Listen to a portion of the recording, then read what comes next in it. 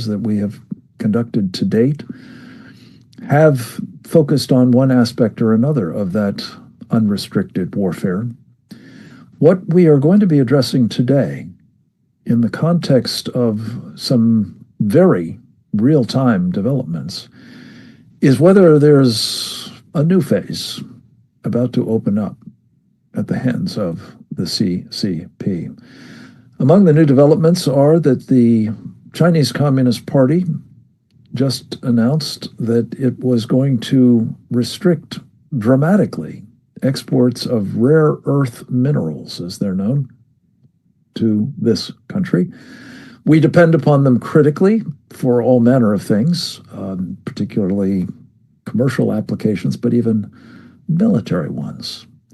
And especially as one looks to future applications, notably, again, in connection with artificial intelligence and big data centers and the like, as we will hear from one of our colleagues shortly.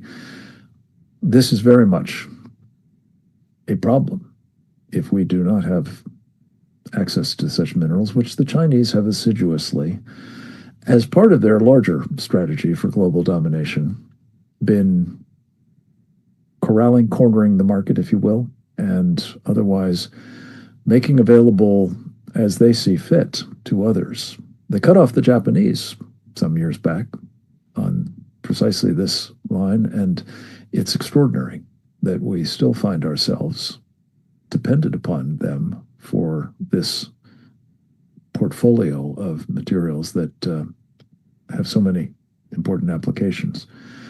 Another development is that the President of the United States has responded to that throwdown by canceling a meeting that he was going to have on the margins of the APEC conference coming up shortly.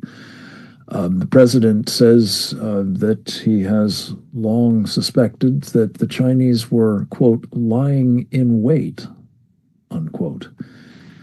And he has now been proven right.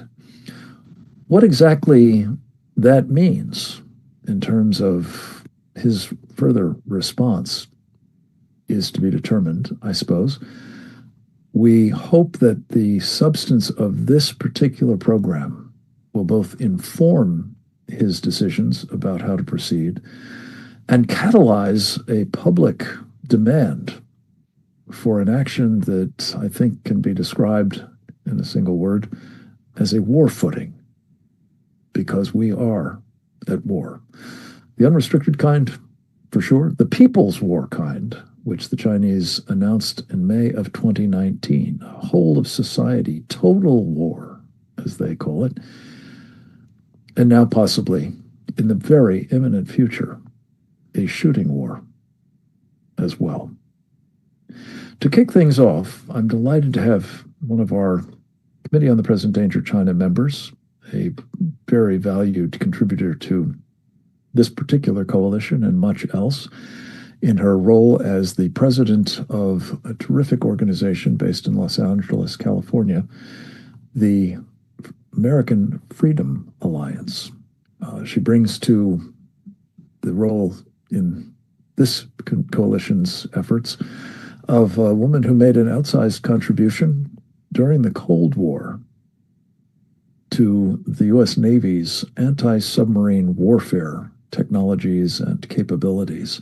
We will always be deeply grateful to Karen Sigeman for that work, as well as what she is doing at the American Freedom Alliance. Karen, we're very happy to have you with us. You have impressed upon many of us in the course of previous presentations and a roadshow that you organized last year, an interesting insight into the situation we find ourselves in with respect to this warfare that's being waged against us.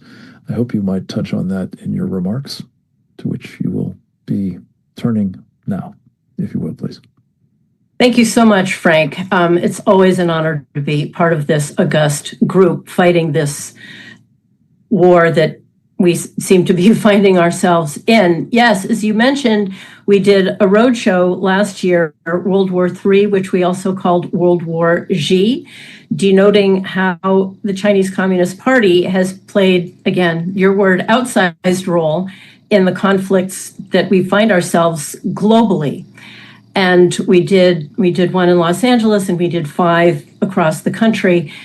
And in comparing that, the World War III, World War Z, to what, as you had noted, I had come up during the Cold War, one of the things that shocked me in comparison was during the Cold War, we were all very aware that we were in a Cold War. It was a bipolar world. There was no question that there were 2 sides to this. Whatever you believed was the right side, we knew we were in a Cold War. And it struck me so profoundly that as real and as profound and concerning as the current situation we find ourselves in with the Chinese Communist Party, there was this deep awareness. And what had come to me at that time was an analog. We have all heard the expression, if a tree falls in the woods and there's nobody there to hear it, does it still make a sound? And it struck me that there's an analogous query that one might pose, which is, if you're in a war and nobody will acknowledge it, can you still lose? And whenever I say this, people sort of gasp, because there is a recognition that all of that is true. So I want to just break that down into the 3 parts. If you're in a war, are we in a war? Absolutely, we're in a war. The Chinese Communist Party declared war against us. It is unrestricted, which means it includes everything up to and including kinetic. It can be things that are virtually invisible, but also profoundly pernicious. They literally declared a people's war on us. They have been on a war footing. So that part, absolutely, we are in a war, no question about it. Will nobody acknowledge it? Well, this group here acknowledges it, and those who follow Committee on the Present Danger of China acknowledges it. But for the most part, people won't. Now, is that just blind ignorance? I would say it's absolute deliberate ensuring of a lack of knowledge on this topic. When you think about the effects that the Chinese Communist Party has had, again, deeply pernicious, they've invaded our media, our news, our education system. All anybody knows, kids today, all they learn about China is there was some kerfuffle some decades ago, and that all was very bad. But at this point, they have slightly fewer freedoms than we do, but that's not really that important. They don't learn about the evils of communism. They don't learn about all the incredibly dangerous, destructive, anti-human activities of the Chinese Communist Party within their own country and elsewhere. They don't know the relationship between the Chinese Communist Party and what they themselves are experiencing on a daily basis, just to mention fentanyl, TikTok, and a handful of others. So there's this deliberate concealment of the enemy. Then I would also add a complicity of a lot in our government as well. Trevor Loudon speaks about this, the enemies within. Again, deliberate concealment. Why is nobody talking about it? Because it is an issue that is there's silence deliberately imposed on that topic. Then the third part, can you still lose? And I think that's the major reason that we're here today. We have been losing in large part. War doesn't look the same now as it had in the past necessarily. You can still lose your country without a shot being fired. We have lost so many of our freedoms, so much of what we used to take for granted, again, without a shot being fired. What we're talking about today are those incursions. There's a whole long list, and everything the Committee on the Present Danger of China has been discussing week after week is part of exactly that war. They are well poised right now to have it go kinetic. I keep being reminded of the Trojan horse, where Troy was protected by a wall and gates, and the Romans built a horse to breach, to go into the city and invade. There's been no need for any such construction to have occurred. They are inside our walls. in large part at our invitation, at other times through various means of deception in our universities, again, in our media, in our farmland. Throughout our society, we have invited them in with open arms. It's a shocking state of affairs, and as Frank noted, they have been on a war footing. We have not. We barely even acknowledge it. So I so value the work that the committee does. I'm horrified that this work has to be done. I'm horrified at the topics that will be covered today, but they must be covered, they must be addressed, we must be made aware of the threats that we are facing so that we can best get on our own war footing and address this situation. Thank you. Karen, thank you so much. It's not often that I get to correct a Mensa society member on anything, but I did want to just give credit where it's due. It's beware of Greeks bearing gifts, not yes. Romans. It was the Greeks who brought the Trojans the gift of their horse, Greeks. with, of course, devastating effect. But you couldn't be more right about the analogy, Karen, and thank you for bringing that to the party. I wanted to introduce our next guest, a man who frequently contributes to these programs, though on occasion not live, as is the case today.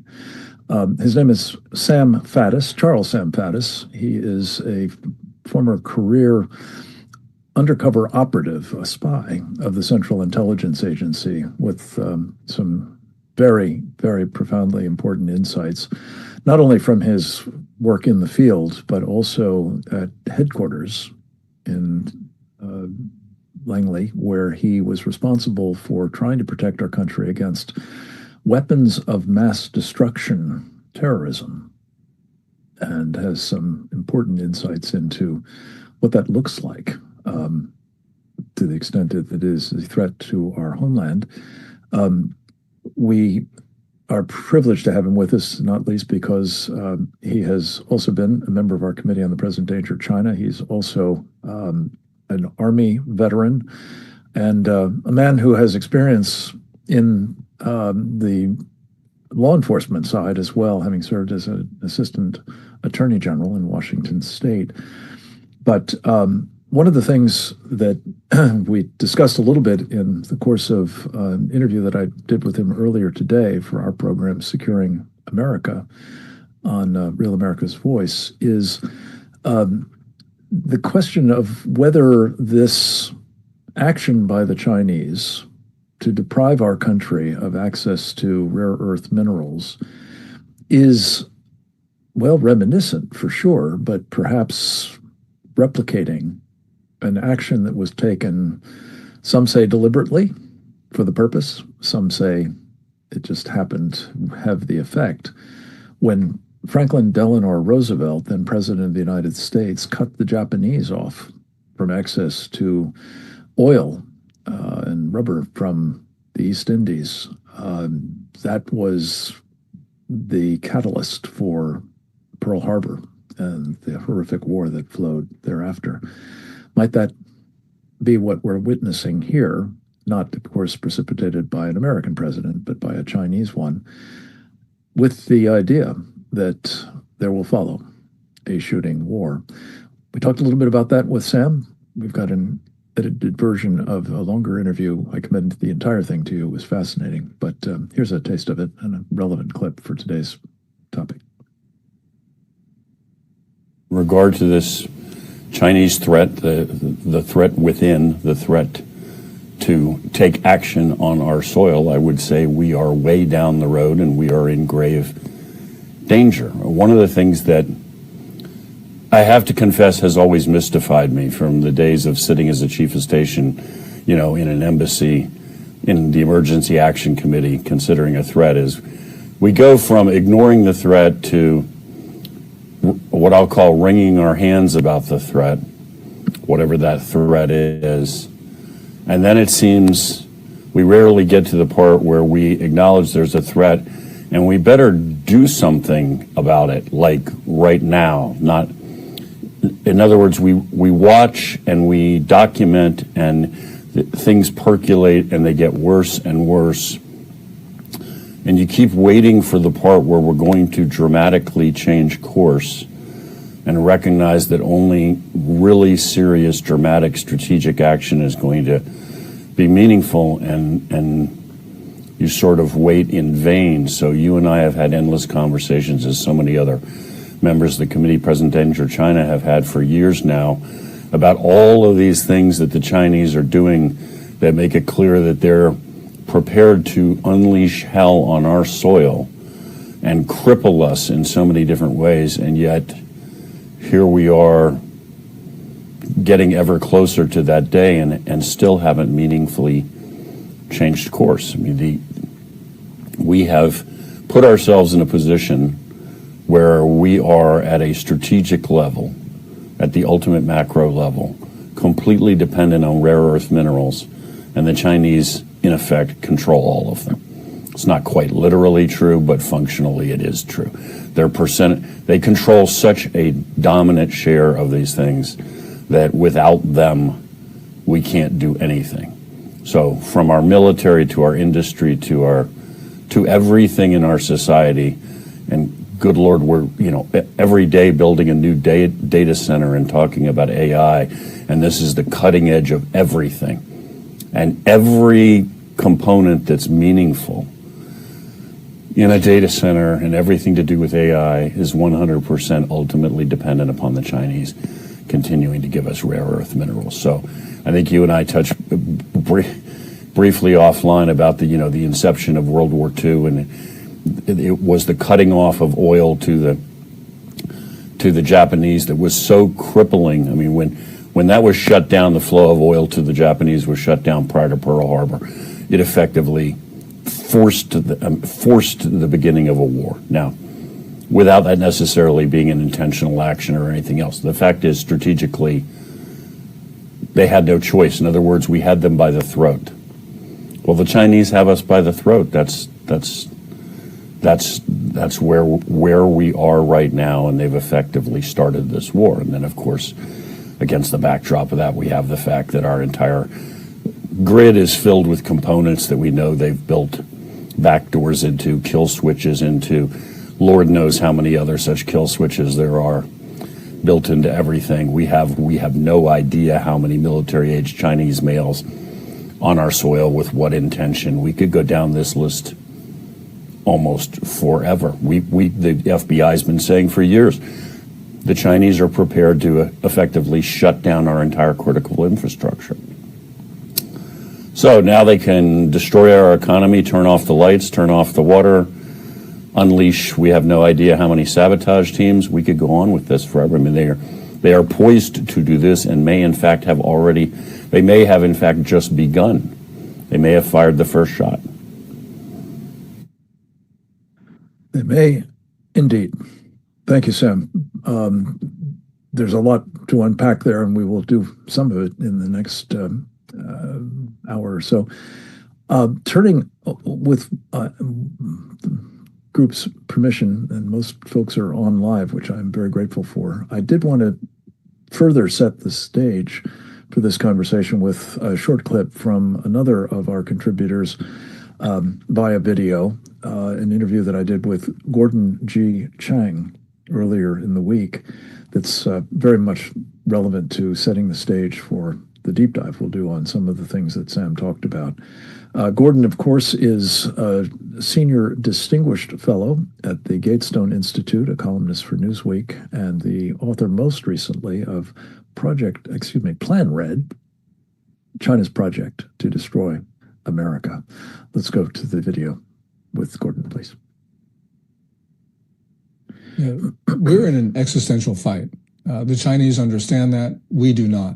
In May 2019, People's Daily carried a landmark editorial that declared a people's war, as you point out.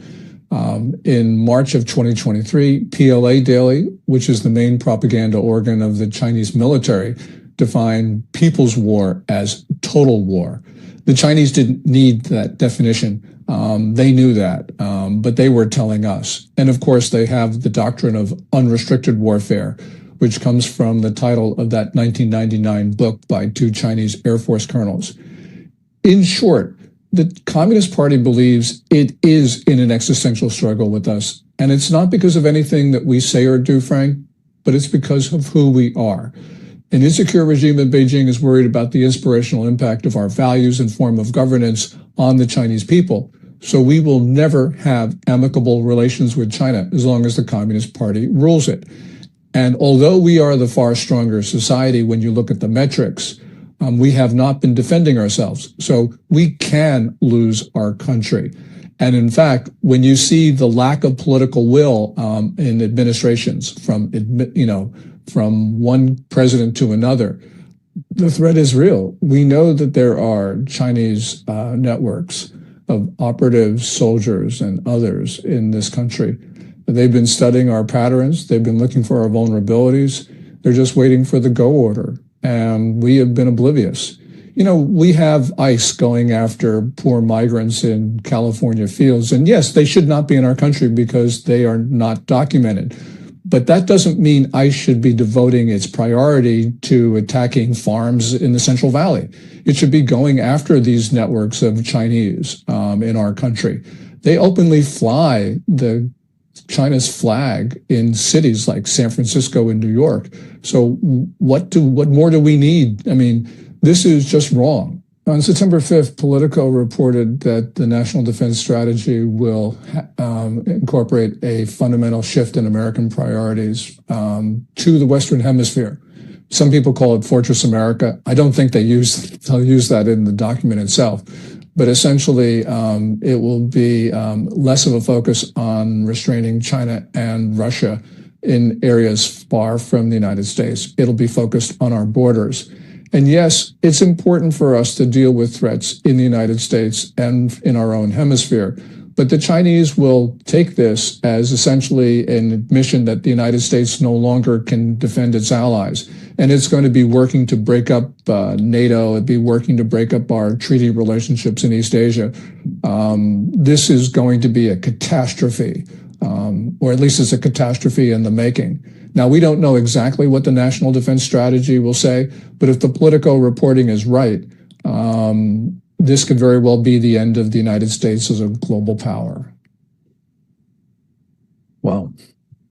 We will be talking more about this national defense strategy, I think, in the course of the program. And particularly, I think, important is this idea of Fortress America. Calls to mind, again, what the Greeks did to the Trojans. We're going to turn now to what the Chinese are doing to us to give them an option, perhaps, with a booster rocket on it, if they think that we are giving up elsewhere around the world, specifically the Western Pacific, to bring the fight to us here at home. To start that conversation, I'm very pleased to have with us one of our great strategists on the Committee on the Present Danger of China, J.R. Nyquist. Jeff is both an author and a podcaster and an essayist of considerable renown. He is the author specifically of, among other things, The Origins of the Fourth World War. We're delighted always to have him with us. Jeff, thank you for being here and for giving us a little bit of a strategic overview of the importance that enemies like the Chinese Communists, but specifically they, attach to penetrating and subverting from within their enemies, namely us. China, I want to talk about the 5 sources of information that I use and why I use them and what it is that they say, because it's very alarming. China, according to these sources, China began planning a future war against the United States in a period late 1991, early 92, when the Chinese and Russian intelligence and military leaders had a series of secret meetings to agree on a strategic concept. Their objective that they settled upon would be to defeat and destroy the United States at some time in the future. With the occupation of North America, China would get the lower 48 states and Russia would get Alaska and parts of Canada. The method involved in would be exploiting the West's belief that the Cold War was over in 91, that we didn't have to build nuclear weapons anymore, that we were going to disarm in this belief. So the Russian and Chinese preparations for a future war would be done in secret. Now, these preparations would center on the infiltration of the Western Hemisphere, particularly focused on Mexico and Canada, but in all the countries of Latin America and even the Caribbean. And the preparations would aim at the subversion of the U.S. in various ways. And we've heard about the two Chinese colonels, plus preparation for a surprise attack on a weakened United States, followed by a stealth/infiltration invasion. Now, the sources I cite are the secret speech of Chiao Chen, and I was able to speak with one of the translators of that speech at the Pentagon, a colonel, who told me about how they were able to prove the authenticity of the speech. There's the testimony of Colonel Stanislav Lunev, who was a GRU colonel who defected in March of '92. He spoke fluent Mandarin. He was part of the intelligence group that met with the Chinese intelligence to work out their intelligence alliance in support of this larger strategy. Another source, Mr. Wang of Luda Media, who had famous for smuggling out a 57-minute civilian military fusion meeting out of Guangdong about preparing for a future war. Mr. Wang's sources, he may be fed false information by some of his sources, but it's amazing how many of his older sources agree with the Chiao Chen speech and with Colonel Luna's testimony about a plan ultimately for a war against the United States and a surprise attack. Then there's information out of Canada, the Sidewinder report of 1997, which now is declassified in Canada. I spoke to people there about it when I was there a year ago. This report talks about the infiltration of Canada, the taking over of Canada's political system in order to use Canada as a passageway into America's flank, to attack America in the flank.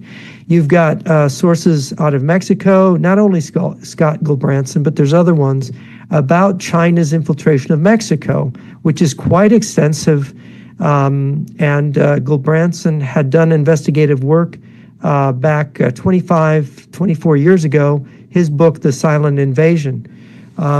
My conclusion about this is that these 5 sources of information point to a future surprise attack followed by a stealth invasion of the United States along the lines of the German invasion of Norway in 1940. This is what Colonel Lunev underscored, that you can't attack the United States successfully if the United States is warned in advance that you're coming. You also have to have a nuclear surprise attack against the American Navy. There was recently a lecture given by a United States Air Force Brigadier General in California about how the Chinese forces are preparing for exactly a surprise attack, literally a Pearl Harbor style attack on the U.S. Navy. And we see this in the satellite photos of the giant test range in Western China, where they have mock-ups of U.S. aircraft carriers and destroyers on rail lines that are moving targets that they use for their anti-ship missiles. The Chinese are preparing very seriously for a naval war in which missiles are used to destroy American ships. According to Lunev, also, the operation ultimately depends on an initial surprise attack, but also infiltration of the U.S., infiltrators, and we've seen this across the American border with a lot of Chinese, an increase of Chinese nationals, men of military age, illegally crossing the border. And Scott Gulbranson wrote extensively about the smuggling of weapons into Mexico and then on into the United States, secret weapons caches, which is something Lunev also testified before Congress on, how secret weapons caches were part of this. So all this gives us a kind of picture. Also, we have, discussion of biological and nuclear weapons being smuggled into the country, and the use of drones, which Mr. Wang talked about more than a year ago, that China was preparing drones to smuggle into the U.S. to use in the same way that the Ukrainians used drones to attack the Russian Strategic Air Force some weeks ago. So that's basically the overview. Fantastic. Jeff, thank you so much. As always, your corporate memory is invaluable in these kinds of conversations. We're going to turn next to a woman who has distinguished herself as, I think, I call her a binational treasure. She hails from Canada, but she has been devoting much of her professional life to raising awareness on the part of Americans about the threat we face from the Chinese Communist Party in a part of, our country that is mostly considered to be something else. A lot of water, for one thing, in the Central Pacific, but some critically important strategic islands that Americans have actually fought and died to keep out of the hands of our enemies, or wrest, more to the point, from, in the case of World War II, following FDR's actions, from the Imperial Japanese. Her name is Cleo Pascal. She is a senior non-resident fellow at the Foundation for Defense of Democracies and a great ally in all of these efforts and friend of mine personally, as well as I think the rest of our team. Cleo, thank you so much for joining us. I know you have to jump off early, so we wanted to get to you and make sure you had time to make your inputs into how, in particular, what the Chinese are up to in the Central Pacific, our western border, as you call it, that is an indication of a problem there, but also what they're up to, as Jeff has just described more generally. Thank you very much for having me and for covering this this part of the United States. I think Oleg has a map. I'd like to talk about what the United States actually is geographically. And sometimes Americans don't realize how much of the United States there actually is. So in order to do that, it helps to see on a map. So this is a map of everything that's in that kind of turquoisey color. That's the United States of America. These are the obviously, and it's showing the exclusive economic zone. So the way that works is if you have an island or a coastline, you can claim up to 200 nautical miles off of that coastline. So this shows not just the land of the United States, but the exclusive economic zones of the United States. And you can see how much of the Pacific is actually the United States of America, with Americans living there. The northernmost part of the United States is in Alaska, and the southernmost part of the United States is in American Samoa. The easternmost part is U.S. Virgin Islands, and the westernmost part is in the Marianas, Guam and the Northern Mariana Islands. And these are Americans just as much as somebody living in Chicago. But often they're not thought about, and especially I think what we're going to see, a lot of us are holding our breath about the national defense strategy, as Mr. Chang was talking about, was how the definition of homeland will be defined, and whether it really will just be the lower 48 or whether it will be all of these other locations, which in some cases, as you said, Mr. Gaffney, a lot of Americans died for. Guam became part of the U.S. as part of the Spanish-American War. The Northern Mariana Islands, which is they're separate U.S. territories, even though they're kind of contiguous. The Northern Mariana Islands, that's the Battle of Saipan, the Battle of Tinian. A lot of Marines were coming up on the 250th anniversary of the Marine Corps. A lot of Marines died there so that they would be in a position to strike Japan. I think we've kind of got the map now, Oleg, if you want. So what I'm concerned about is I think that those locations, especially CNMI, the Commonwealth of Northern Mariana Islands, which is where Saipan and Tinian are, I think that's the most penetrated part of the U.S. by the Chinese Communist Party. They studied in great detail World War II, much more so, I think, than many of our strategists. There's a great paper written by Toshio Shihara about how the PLA studied both the Japanese and the American sides of the battles in World War II. And when you see the Chinese going into very specific islands, a lot of the places that they try to secure right off the bat are places that were strategically highly important during World War II. So in the Solomon Islands, like Guadalcanal, when they flipped the Solomons from Taiwan to China in 2019, the first place they went after was Tulagi, which was the first place that the Japanese went after. They went after it through political warfare, but the outcome of having control over that strategic location would have been the same, and without really raising our flags. In the context of the Commonwealth of Northern Mariana Islands, it's about 50,000 people live there. As I said, I think it's one of the most penetrated parts of the U.S. You had a Chinese casino that set up there when it first started operating in the end of 2014. In the first 3 months of operations, $5.3 billion of Chinese money flowed through that casino and effectively became part of the U.S. financial system. There's, of course, babies. Chinese are giving birth to babies. The woman that ran the Bureau of Motor Vehicles was convicted of selling U.S. driver's licenses specifically to Chinese. It was about $1,700 for a U.S. driver's license, if you want to know. And even currently, the woman that represents the Commonwealth of Northern Mariana Islands in Congress, in U.S. Congress, is continuously pushing for a situation where right now Chinese can enter the Commonwealth of Northern Mariana Islands without a visa.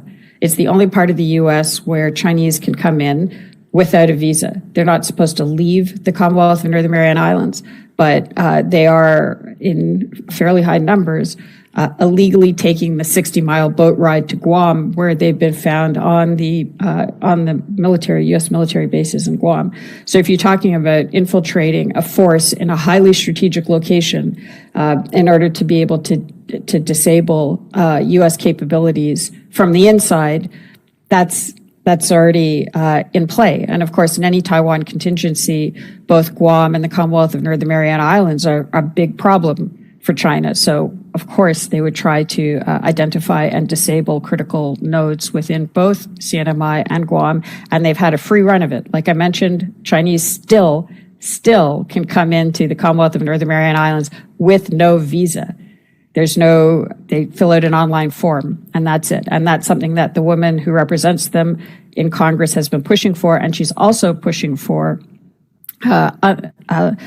a reinstatement of Annex 6 of the U.S.-China Transportation Agreement, which would allow unlimited direct flights between mainland China and the Commonwealth of Northern Mariana Islands and Guam.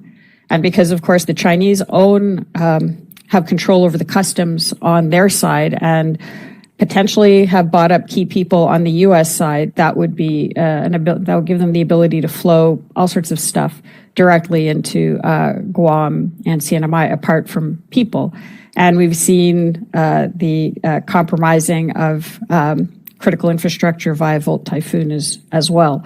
So this is one of the U.S.'s most strategic locations. A lot of Americans died there. When the CNMI joined the United States of America, this is the newest part of America, became part of the U.S. in 1986. The agreement that was made between the people of the Northern Marianas and the U.S. was such a document of trust from the people of the Northern Marianas that the U.S. would take them in as Americans, that the agreement is called the Covenant. But right now, it's not the Americans of the Marianas are being not treated as worthy of as much defense as people from the lower 48. And it's gotten to the point where the person who is the face of, so this area, CNMI, Guam, as well as the three countries of Palau, Federated States of Micronesia, and Marshall Islands, which were also strategically crucial during World War II. These are the battles of Peleliu, for example, Kwaj. After the war, they became independent countries, but they signed a special agreement with the U.S. They're all under the Department of Interior, and the man who represents the U.S. in the negotiations with that whole area, including Guam, is a man from CNMI called Angel Demipan, who illegally took Chinese money when he was running for office in the Commonwealth of Northern Mariana Islands. This is as per FEC filings. FEC found it was illegal funding. It had passed the statute of limitations, so they didn't charge him. But when he was in the legislature in Marianas, he also wrote the legislation that made it easier for that Chinese casino to come in. He is now the point person, defending or taking the U.S. side of the negotiations and representing the U.S. government there. And last point, currently, the Commonwealth of Northern Mariana Islands is asking for $100 million in emergency funding. And he has said, sure, we're going to facilitate it, without going into looking at what happened to $1.6 billion in U.S. funding that went there during COVID and disappeared, because you often see this overlap between Chinese influence operations and corruption. And so the U.S. federal government money is going, in some cases, to some of the same people who are working on the Chinese side, and we're just building them up and giving them even more influence. This is how well thought out, just simply competent, insidious, the situation is out in this part of the United States. So my request would just be, the next time you think about the homeland, the U.S. homeland, please do think about Guam and the Commonwealth of Northern Mariana Islands. Think about your fellow Americans out there and what you can do to help them withstand this vicious, corrosive, socially destructive attack that is undermining U.S. security. Thank you. Cleo, thank you so much, and thank you for your assiduous efforts to help impress upon us how important these islands are. As you mentioned, very much top of mind, I'm sure, on the occasion of the 250th anniversary of the Marine Corps, will be the extraordinary sacrifices that the Marines made throughout the Pacific, but many of them in the islands that you've just been briefing us on. Hence, their association with us today. You weren't able to get into a great deal of detail on the other places that the Chinese are now moving to subvert some of these strategic islands, but I think you've certainly impressed upon us that the national defense strategy of the United States must include these territories. It will not be hemispheric defense if it does not include the full boundaries of the United States. We will be watching closely and almost certainly be talking about next week what is in the new strategy. I think it is expected to be released very shortly. We're going to turn next to another of our favorite contributors to this program, and who better to speak on behalf of the Marines than Colonel Grant Newsom, United States Marine Corps retired, a man of great distinction in the combat arms, but also he served our country as a Foreign Service officer in our embassy in Tokyo, the locus for his work in the private sector as well for many years as a successful businessman and entrepreneur. Grant is an important contributor both to the work of our Committee on the Present Danger of China as well as to the understanding of our population through his publications in various outlets, including Epoch Times and American Greatness, I believe, and also his best-selling book, When China Attacks, A Warning to America. Colonel Newsom, thank you once again for standing the midnight watch here for us from your forward deployed location. We're anxious to get your thoughts on this problem of the Chinese preparations, it would appear, for war, not just out in your neck of the woods, but here at home as well. Sure. Thanks very much, Frank. I'll be glad to, on behalf of the entire Marine Corps, deliver the bad news here. When you think about war, think about a fight, one thing you'd like to do is you ask yourself, well, what would I most like the enemy to do, and what would I least like him to do? When it comes to China looking at the United States, they see that we are doing what they would most like them to do. And one of the things you want your enemy to do is to allow you to set up freely behind his lines And if your luck is really good, to set up in your home territory. And that's what we've allowed them to do. The Chinese see the entire United States as an operating platform for the Chinese military, Chinese intelligence services, just for purposes of offensive operations, sabotage. The Chinese farmland that is owned in all over the United States, very useful platforms. Marijuana farms, they dominate in states like Maine, Oklahoma, and California and other places. And they're all over the place. Chinese businesses, good operating platforms. Chinese are in our ports. And lately it's been reported that Chinese truckers are now getting into the U.S. transportation network. And that allows you to move your people, your hardware, anywhere you want just on a moment's notice.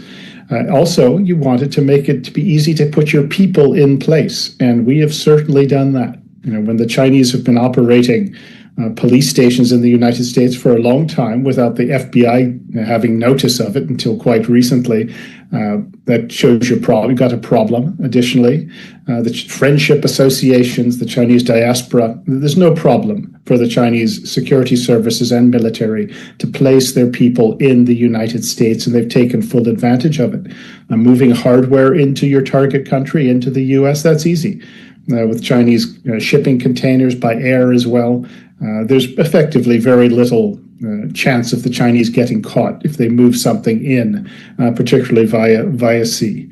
So what is it that we would expect on day one of a fight, or before, most likely? You can actually see that it's not hard to figure out. You don't even have to be sort of a military person.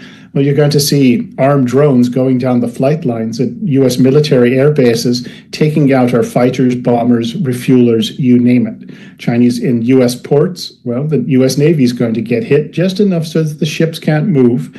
And we're going to find ourselves with a problem like Vladimir Putin had the other day when he'd lost about a third of his bomber fleet from Ukrainian missiles, a lot of which had been put in place by trucks.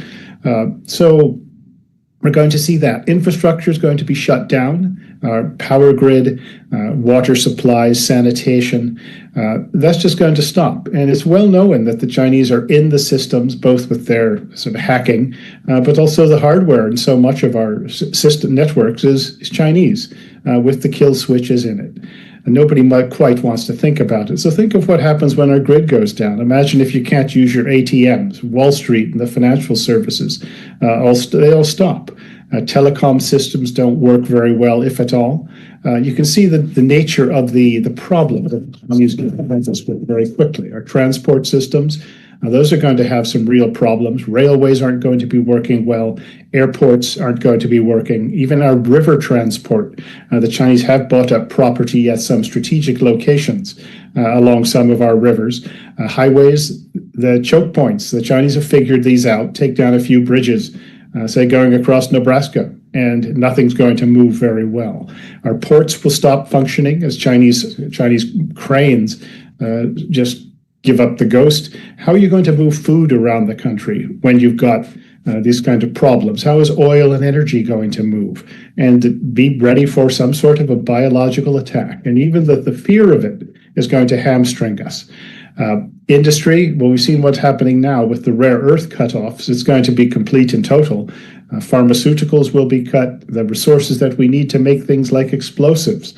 For the military, well, the Chinese aren't going to supply that. Expect a financial hit to take place as China dumps its U.S. holdings in U.S. treasuries. You're going to see terror incidents all over the place.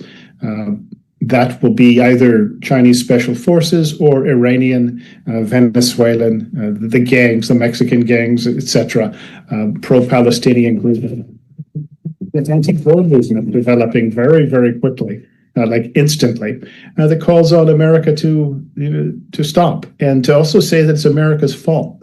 And in all of this, the Chinese can say, well, we didn't do any of this. There's going to be an aspect of plausible deniability here. And so normally in these sorts of talks that I would always try to say, well, what should we do? But that's another seminar. I mean, the problems are so bad that this is what we need to somehow wake people up. And this reminds one of the 2010s. When it was impossible, you were not allowed to say that the Chinese military threat was such and such and that it was intended to harm us. You couldn't even say that. And then finally, people sort of woke up. But we wasted a good decade instead of preparing and getting ready and getting our own house in order. And that's about where we are now when it comes to the homeland threat. We've wasted a good 10 years. And now we have, the very last minute, are sort of figuring this out. But I don't see any evidence that we have the sense of urgency to deal with it. But so that's the good news that I've just provided. But we are in a fix, and the Chinese, you've got to hand it to them, have taken advantage of the opportunity to set themselves up in our homeland to cause us no end of trouble before or on the day the shooting starts. Thanks very much. Colonel Newsom, thank you. You've gone through the batting order that I very much hope we would present to our audience. Any one of these problems, truthfully, would be a very serious challenge. If the Chinese Communist Party, which has assiduously put into place all of them, decides that it wishes to activate them, the effect would be catastrophic, I think it is fair to say. The question of what do we do to try to counter this is one that I asked our colleague and friend Trevor Loudon, another member of the Committee on the Present Danger China, to address. His specialty is the enemy within. He has done arguably more than anybody with a series of books and movies focusing on this theme to not only document the extent to which the penetration of our leadership in various fields, the business sector, Wall Street, academia, the media, and not least government at every levels, is an extraordinary resource for those concerned about the sorts of things that our previous presenters have described, particularly Colonel Newsom most recently, but also what the subversion, the elite capture means in terms of responding to these threats.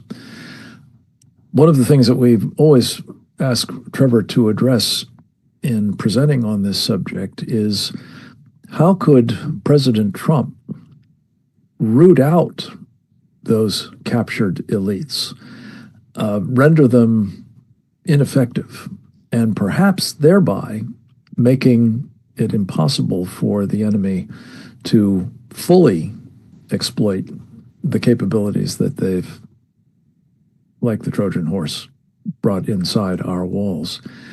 Alas, we have failed to prepare the video that Trevor was kind enough to do with us a day or two ago, but we're going to get that done right away, and it will certainly be part of this program, if not before we conclude, in the final production.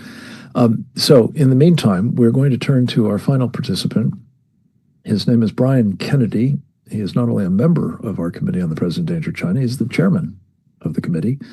He is a man who has served in a variety of capacities with great distinction, notably as the president of the Claremont Institute, one of the finest think tanks in the country. He is these days the president of the American Strategy Group and a very active contributor to the public policy debate in a variety of outlets, and including an important book on the subject of the day, which is entitled Communist China's War Inside America, brought to us by Encounter Books. We're always grateful for Brian's participation in these programs, particularly as the cleanup batter oftentimes. Mr. President, Mr. Chairman, over to you. Well, thank you, Frank.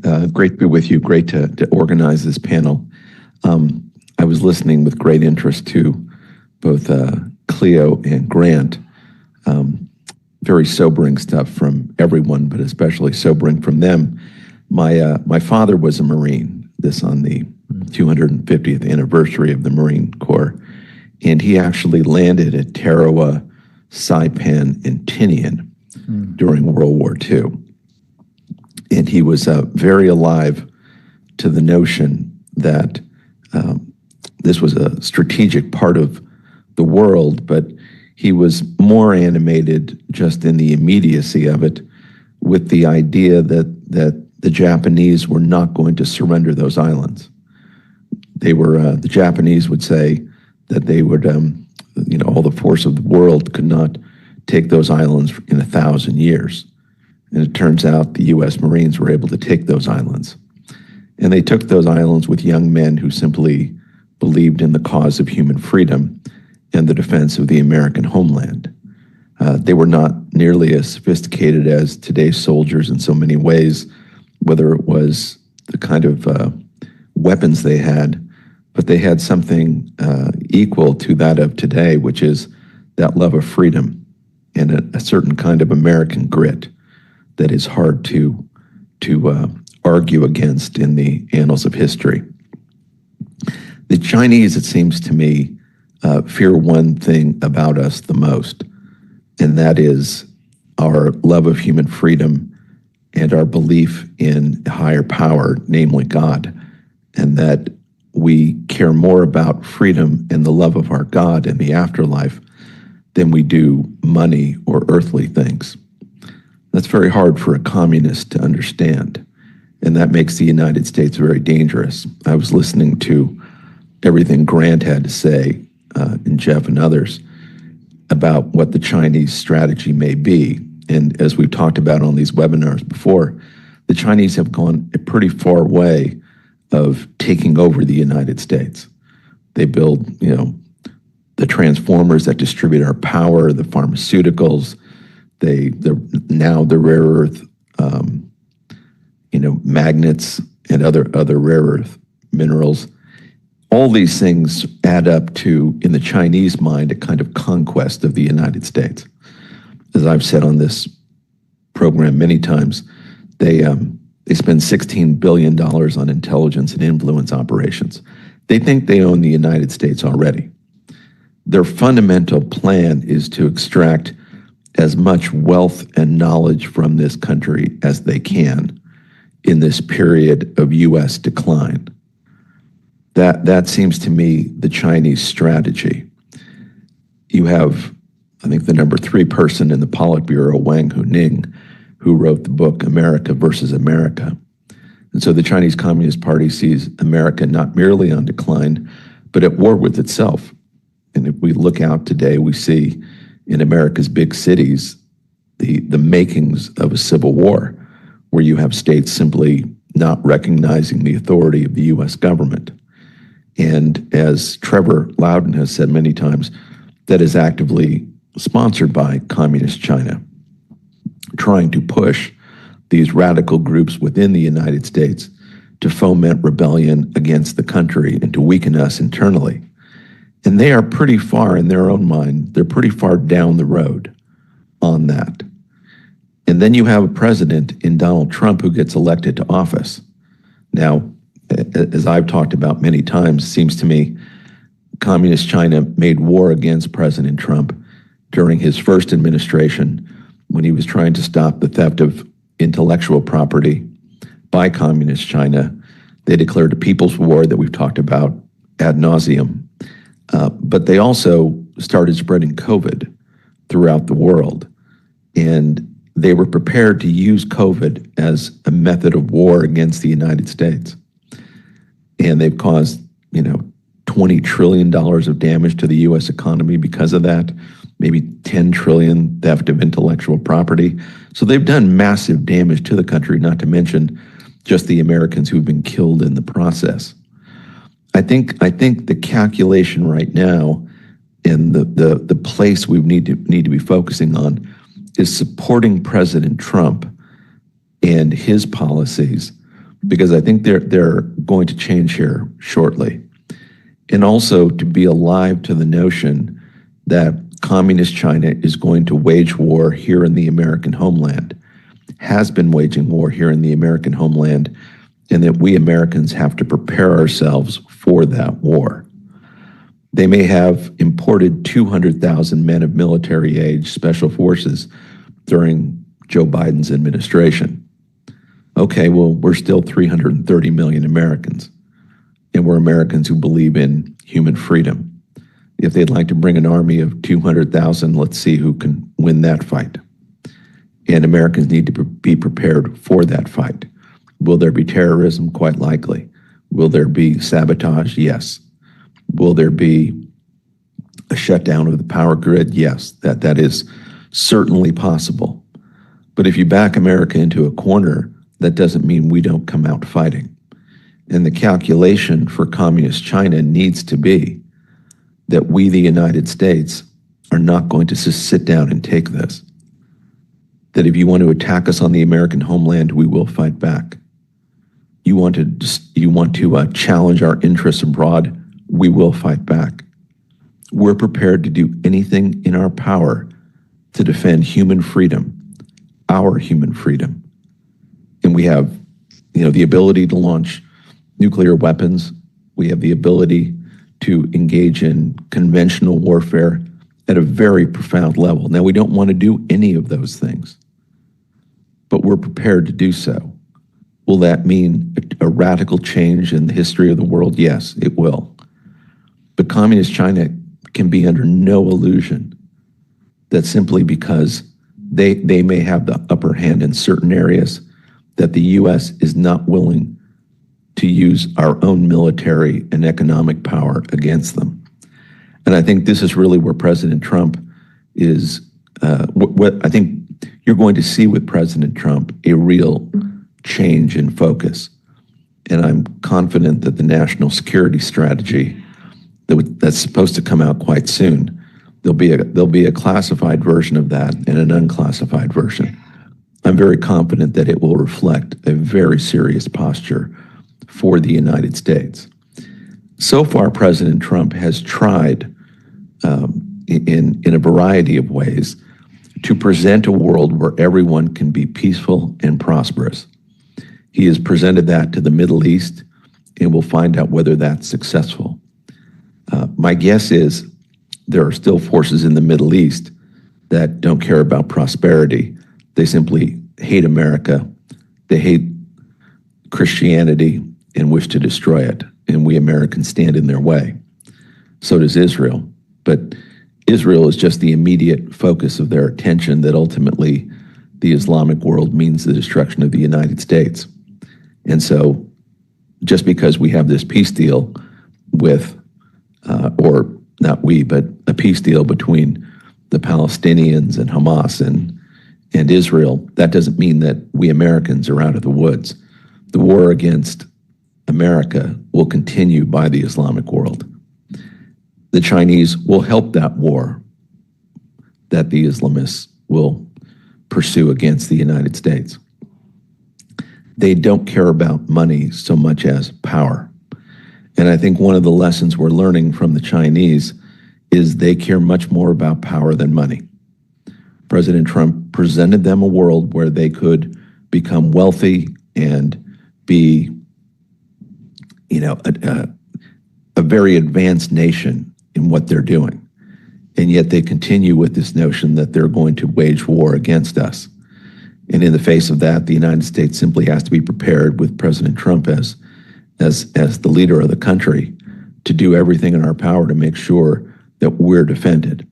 And so whether it's deporting millions of people who came during the Biden administration, we absolutely need our own special forces operating in this country to root out those 200,000 Chinese special forces.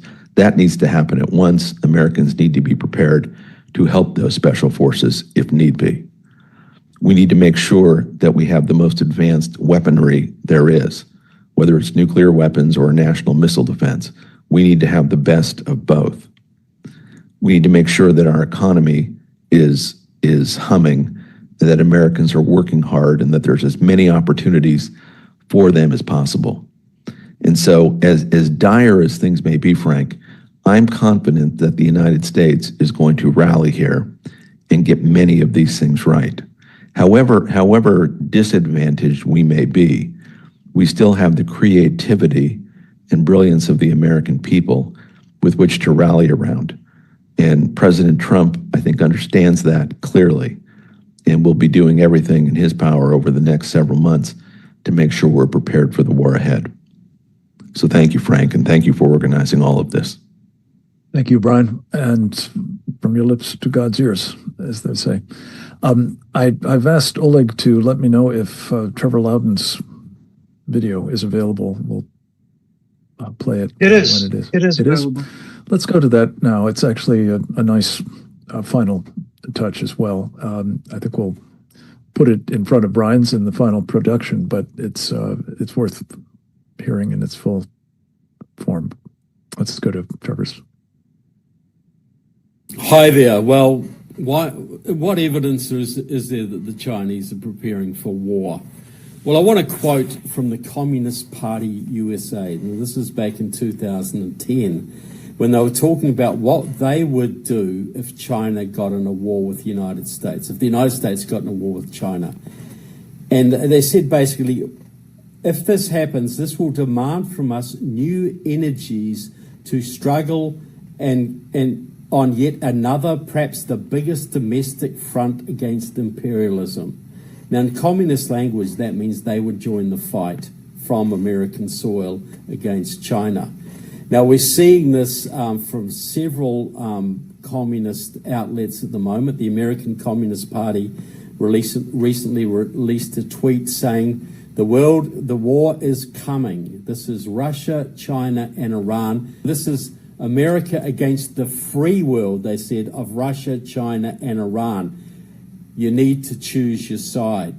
Now, the leader of the American Communist Party is a Mr. Haz al-Din, who openly calls for what he calls revolutionary defeatism, meaning that to be a patriotic American, which he calls himself, you have to work for Chinese victory in a future war, because the patriotic thing to do is to bring communism to America.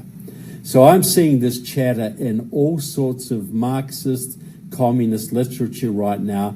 They're getting ready for war, and they're getting ready to fight for the opposition on our soil. On a different note, I want to quote a little bit from Xi Canrong, who is a top advisor to Xi Jinping. And I quote him a lot in my book, Stealth, Kamala Harris's Communist Roots, which is all about the Chinese takeover of the Democratic Party. And what he says is a few things. He said, we need to get mixed together with the US so they can't fight us. We need to get inside them, and they need to get inside us. So there's that strategy of getting so enmeshed that we cannot formulate a response. We're just together. And he also said, now a lot of us talk about, the dangers of Chinese property near US military bases and this kind of thing, but that's completely missing the point. What this guy talks about, Xi Canrong, he talks about the reason we are getting US land, the reason we're setting up battery plants, that sort of thing, is to create constituencies in every congressional district in the United States. So if we have, say, 3,000 or 4,000 people employed in a congressional district in a car plant or a hemp farm or whatever, that local congressman is never going to criticize the CCP or the People's Republic of China, because too many of their people are dependent on CCP money and CCP salaries. So there's an actual political motive for bringing business into the United States. And he says the ultimate goal of this is to turn the US by controlling, this is what he openly states, to get control of every single one of America's 435 congressional districts. That's their plan, to turn the US into the second standing committee of the National People's Congress, to turn the US Congress into a subsidiary of the Chinese People's Congress. So we need to understand that everything the Chinese do is in preparation for war or conquest.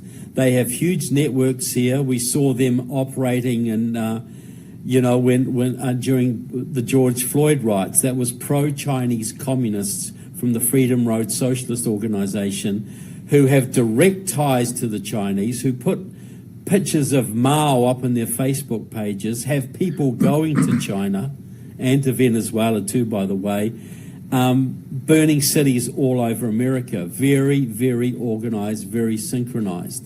And they were the same people who tried to start the recent riots in Los Angeles. But Frank's asked me to address how we get rid of this, because our biggest problem was with so much elite capture. So many of our elites are captured by the Chinese. So many of our institutions, we cannot formulate a response, and we cannot alert the people to the dangers they face, so they will rally. Now, this is what President Trump must do, and he must do it very soon. He must get the FBI to form a new unit which is specifically to go after foreign infiltrators, and it must be top-notch, elite people, not from FBI, not from CIA so much, but from IRS, from sheriff's departments, police departments, special forces, soldiers, detectives, and it's all about going after the elites. Then the captured elites, captured Hollywood, captured military people, whatever. Then the president must declare a 3-month amnesty for all foreign enemies and all domestic traitors. You got 3 months to leave the country and never return. You would see hundreds. If you are still here at the end of 3 months, and we catch you, you're going to Leavenworth for the rest of your life. No prisoner swaps ever. That would see tens of, not hundreds of thousands of Chinese leave the country, Russian mafia, Iranian businessmen, all this kind of thing. That would clean a lot of them out.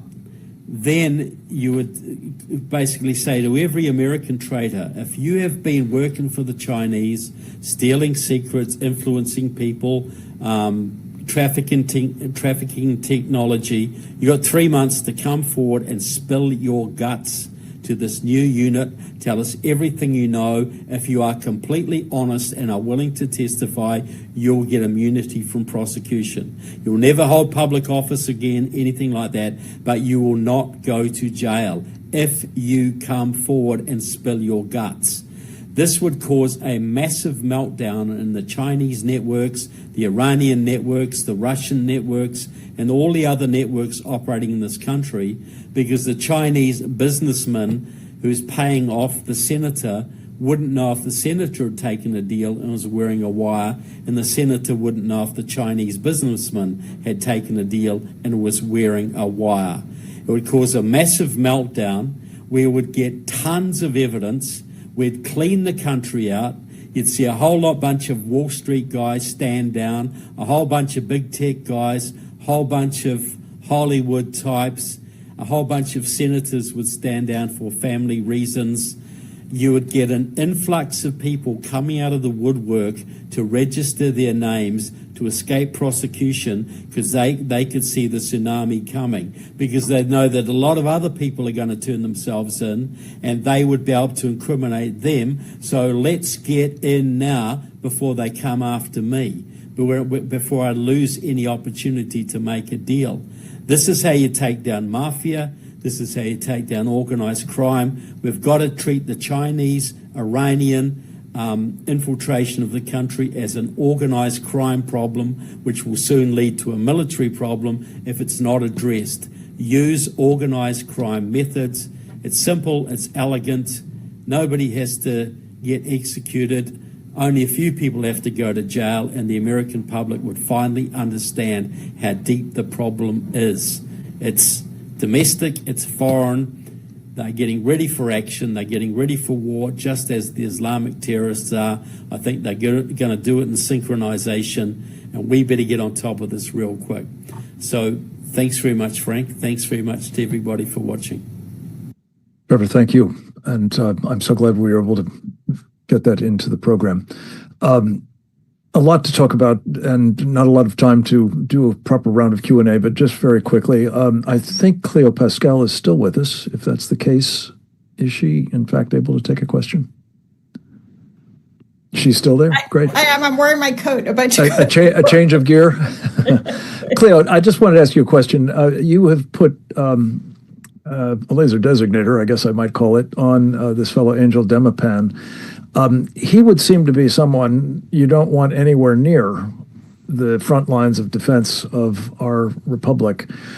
Is there any effort being made to establish where he comes down on this fundamental question of, fulfilling his oath of office to support and defend our Constitution of the United States? Thank you for asking. The indicator for me, so he seems to be relatively low profile within the office, but the indicator for me is that he is advocating for $100 million of U.S. taxpayer money to go to CNMI with no particular strings attached, but particularly with no attempt to clean up the previous corruption. So if he was somebody who was acting in the best interest of the people of the Commonwealth of Northern Marianas, who are many of whom are sick of just living in an environment that is so corrupt. I went there to attend the funeral of Governor Palacios, who did try to clean it up. He died suddenly in July, and at his funeral, I had people brush by me in crowded rooms and say thank you because we've been covering it, obviously, and then moving on. But they didn't actually want to be seen with me. There was such a sense of fear in the community of being associated with people who would question the corruption and the Chinese activity, that they didn't want to be seen with it, and they didn't want to be seen with me. We had Steve Bannon covered the funeral and the mass live. There was very little representation that came out from the U.S. government to attend the funeral. And in fact, the person who was representing the U.S. government, the administration, the highest ranking person, was Angel Demipan. What they see is, what the people who want a clean and honest government see is a continuation of the same characters who helped make $1.6 billion sort of disappear, be the person on the U.S. government side deciding to pump $100 million more into the system without dealing with the corruption and the Chinese infiltration on the ground that is incredibly evident. So he's been very clever about not doing things that would set off flares, but when you see what he's actually pushing, and again, we didn't talk about the whole center of the Pacific, but he's also chairing the committee that oversees the funding that the U.S. government is giving to the Marshall Islands as part of the compact and the Federated States of Micronesia. The Marshall Islands is about to start up a universal basic income scheme with U.S. taxpayer money. And there's been no pushback or questions from Angel Demipan, and in fact, he's married to a woman from the Marshall Islands. So I don't know what to say except that I know many people within the CNMI who came up and said thank you. Some of them also said it was actually painful for them to see Mr. Demipan being the one speaking at the funeral of Palacios, Governor Palacios, things like that, because it just looked like Washington really didn't care, to the point of sending this person who was found by the FEC to have taken money from a Chinese casino and from a Chinese company called Honest Profit to run his campaign. Yeah.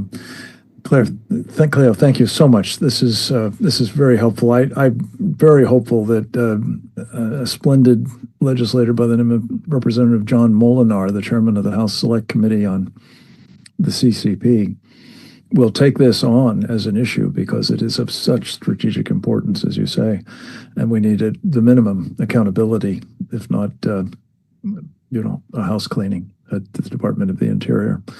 Let me turn to Colonel Grant Newsom, if I may. Colonel, we're talking about this national defense strategy. You've obviously been in the military and understand it, the strategy, or at least the strategic imperatives, as well as anybody. What are your thoughts at this point, maybe from the perspective particularly of the Marines and their preparedness for dealing with the contingencies out in the neck of the woods you're in, but also how, given all that we've been talking about here, should that strategy speak to these issues of homeland security as well as national defense? Well, when it comes to the Marines, they gutted so much combat power with their new Force Design 2030 that was introduced in 2019 that I'm not sure exactly who they can fight. Missing a few amphibious ships as well to get around. The Marines can still fight, but they have not done themselves any favors. But that's really a sideshow.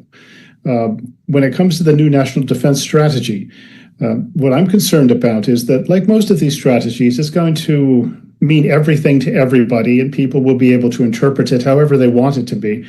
But I am concerned that there is a sort of a lack of a belief, a lack of will that we can take on China successfully in the Western Pacific, and that therefore America just has to manage its decline, come back and defend our homeland, with the idea seeming to be digging fighting holes on the southern border with Mexico and maybe the northern border with Canada. So there could be a psychological change based on whoever, not just who's writing the defense strategy, but rather who's interpreting it, who's implementing it. And that's what I'm concerned about, because there is a sense in some quarters of America's foreign policy community, and I think even within the administration, that taking on China far away from the homeland is not what we should be doing, and that we should back off. And we need to, hopefully we'll avoid that, but I am concerned about that. It's really who implements this strategy. And you can look around, and even after it comes out, and say, is there a sense of urgency to rebuild America's military and to do the other things, non-military things necessary to get our house in order to take on China? But we should know this soon enough. But as I do want to stress this idea that there are people around, plenty of them, who think that we should not be exerting ourselves too far to the west. Understood. And that brings me, Jeff, to you. One of the, I think, long-standing premises of our national defense strategy is we want to fight any war we have to. We don't relish that prospect, to be sure, but if we do, we want to fight it someplace else. We don't want to be fighting it here.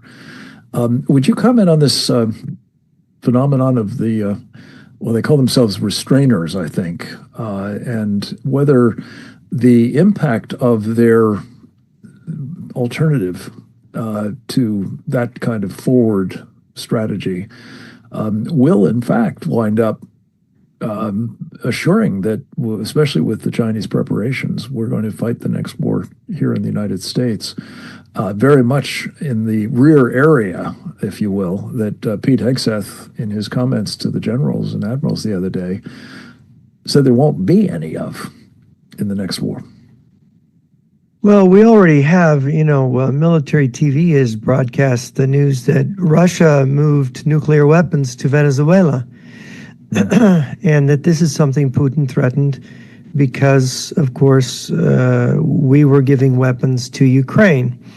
And it was said within communist publications and Russian publications that if the West supported Ukraine, they would do something like arming Venezuela. Now we see Venezuela is mobilized. You talk about being far away, having bases, the Western Hemisphere, Monroe Doctrine. We got all these bases in Asia and the Pacific, Europe and the Middle East. And here we are with Venezuela, and of course you go by Fortune, and you see this mountain that the Russians have hollowed out. They filled one of the canyons in the mountain with dirt from the inside. They got a double-track rail line going in it. And you look at satellite photographs, and there's launch tubes for intermediate range ballistic missiles in that mountain. So I think there's been some kind of neglect of watching Venezuela. We know we had a Cuban Missile Crisis. Now we've got a Venezuelan missile crisis because intermediate range ballistic missiles can reach Washington, D.C. from Venezuela. Now you don't have Saddam Hussein or the Iranians with, missiles with nuclear warheads. You got a nuclear Venezuela and a nuclear North Korea.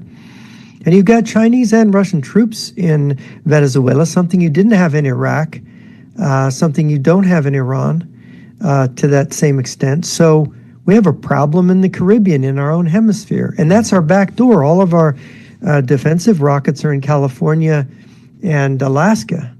We don't even have ABM defenses pointed in the direction coming across the Caribbean. So there's a case where the having bases far out and defending far away has failed. We've been flanked in our own hemisphere. Jeff, you said a nuclear Venezuela. You mean nuclear weapons from Russia based in Venezuela? Yeah. And of course, Russia has pre-positioned things like kitchen missiles in Cuba. You can see them on photographs, on satellite photographs, in an airfield in the eastern side of Cuba, a major airfield. It's just the Russian bombers, strategic bombers in Kamchatka, can just fly there and in a matter of hours and reach Venezuela, reach Cuba. And there they are. They're able to deploy anti-ship missiles to threaten our coastal sea lanes. I mean, our own Gulf Coast and Florida are immediately threatened by those hypersonic missiles. They go Mach 4.6. They can split a carrier in half. I mean, we're losing control of the sea, a very strategic body of water, to the south. And there's Venezuela. They have mobilized. They claim 4.5 million men. They're giving military training to their whole military-age population now. Maduro is dug in. And what is the U.S.? Do we have the wherewithal to do another Desert Storm type buildup to flush them out? And if they have nuclear weapons, can we even dare do it? Yeah. We have a permanent problem down there, and that's pretty close to us. Right. We, of course, as you know, have got a Marine expeditionary group on ships off the coast of Venezuela at the moment. We've had the Nobel Peace Prize awarded to the woman who rightfully should be the president of Venezuela at the moment. This is likely to be a very dynamic situation in the period that we're talking about here of enemies within not only this country, but within our hemisphere. And by the way, China very much is operating in Venezuela as well as elsewhere throughout the hemisphere. Karen Sigeman, let me just ask you quickly. You have a background in education. I know you've been giving a lot of thought to, and I believe you're writing a book about education and national security.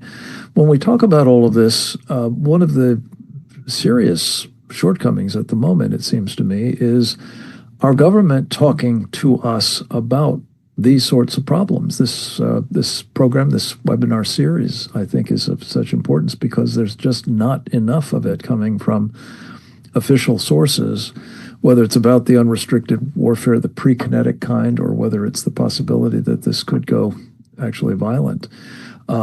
In particular, it's crazy making to me, is almost entirely absent from the conversations at the moment is the fact that we may have multiple divisions of Chinese soldiers in our country. Would you talk about overcoming this problem, especially in the face of, the march through the institutions that has done so much damage to, popular support for our country, even teaching what it's about. The Department of Education is going out of business, we're told, but it certainly did not do much to correct that problem. TikTok, especially among youngsters who look to it now as a news source, when in fact it is a Chinese propaganda outlet and highly manipulative and addictive at that. And now, not least, the loss of Charlie Kirk, who was making a heroic effort to try to correct all this. Your thoughts on education and what do we do to overcome these problems? Frank, it's it's such a huge topic. One could and ought to write a book about it. I mean, everything that we've been talking about, I think, is in large part because of the deliberate misinformation, disinformation, whitewashing of every single topic that we've been talking about. You mentioned the left's long march through the institutions. They had a very long view of this. The idea was to penetrate all of our institutions, be it the media, banking, education, obviously, Hollywood. I would include churches, and now, of course, as we've learned, our electoral process. If there's an institution that we've created to forward and foment freedom, they have taken it over like a virus and turned it to their purposes. So not only are we made less aware, but what people are actually taught is completely contrary to the truth. Schools in particular, from the curriculum to the pedagogy to how they are being taught to the very idea that grades are a bad idea, having diversity be primary over meritocracy, that in itself is a problem. Not learning what communism is, in fact, learning not only that we ought to be concerned about it, but more shame of this country rather than pride in it. So there's just so many facets of how they are undermining us. They're undermining our gratitude and all the reasons we should be grateful for this nation. They're undermining why we should be concerned about communism. It is absolutely everywhere. The ignorance is stunning. The idea that socialism could be a good thing, this is what our kids are learning. How do we turn it around? Well, first, we obviously, I think shuttering the Department of Ed is a great thing. Sending it down to states' departments of ed, it's a good first step. But a lot of states like the ones I'm sitting in right now, California, that our Department of Ed is going to serve anybody better that's just simply not going to happen until we start taking much more seriously the utter damage that this does. And by that, I mean organizations getting parents more involved, trying to break the unions. We need to get people on the school boards. We tend to not really bother about that very much, but there's Moms for Liberty and Moms for America are addressing that. Parents need to get more involved in obviously, one can have more power on a local level than a national level, so that's great. But I think at the same time, we need to really speak up and speak out with confidence and gratitude and love of this country. Not only do we need to tell the truth about the threats that we're talking about here, but we need to be very clear and very confident that this country is the hub of the free world, that attacks around the world are we are the ones who are standing for freedom. In the truth that President Trump released this morning about China, I think my favorite bit that stood out was when he talked about leaders of the free world and creating this paradigm of the world being like that, I think is very helpful. We're generally people we walk among, people are complaining about this country. We need to be very clear about why we're good, why we're great, why we're exceptional, why we need to be strong. And we need to have the confidence in that, even as we describe the horrors that are going on elsewhere and the damage that China can and does do here. Karen, thank you. A hopeful note is what we want to try to leave people with. And Brian, you sounded one in talking about changes that you thought would be forthcoming from the Trump administration. You're close to the president and his people. It's very encouraging that might be the case, especially in light of his response to Xi's deciding to constrict our access to rare earth minerals. Could you share with us either what you think might be the thrust of that revised policy or what it should be if you were advising on the matter? Yeah, thank you, Frank. Well, look, if we know anything about President Trump, it's that he's a commonsensical president. He'll want to know that he understands the common sense of where we are today when it comes to communist China. He gave them every opportunity to work peacefully on economic relations and to de-escalate anything that may be happening throughout the region so that we could all enjoy peace and prosperity. It looks like the Chinese have rejected that, as many of us would have expected. My guess about the national security strategy is that it's going to have a pretty aggressive approach when it comes to communist China.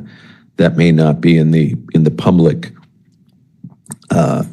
edition of this. I've not seen it, but I will tell you that the fact that the president wants to have a first-rate nuclear arsenal and a golden dome for the United States means that he's starting in the right place, which is what is the worst thing they can do to us and what is the worst thing we can do to them? And are we excellent on both those fronts?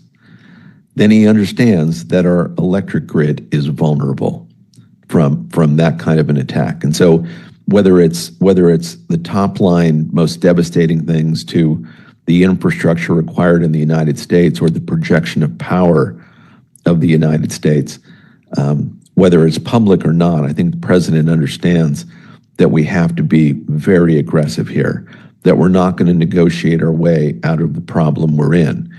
And his other policies when it comes to the economic growth of the United States and the manufacturing base of the United States would also indicate that he understands that we simply can't be buying things of such importance from other nations, especially communist China. So overall, I expect that it's going to be something that most of us would normally embrace, and on top of which the president is seeing now in stark relief the fact that communist China doesn't really want to do business with the United States. And I don't think this is mere negotiation on their part. It is a real signal that they look at the world much different than we do. And so I certainly myself trust President Trump that he's going to take this info and turn it into both a strategy and the application of that strategy. I think Colonel Newsom is absolutely right about that it's not just the strategy, but is it going to be carried out, and is it going to be carried out in a timely way? You and I have been talking about missile defense, Frank, for many, many years, and you can have missile defense as a goal and never get it done. You can have modernization of our nuclear arsenal and never get it done.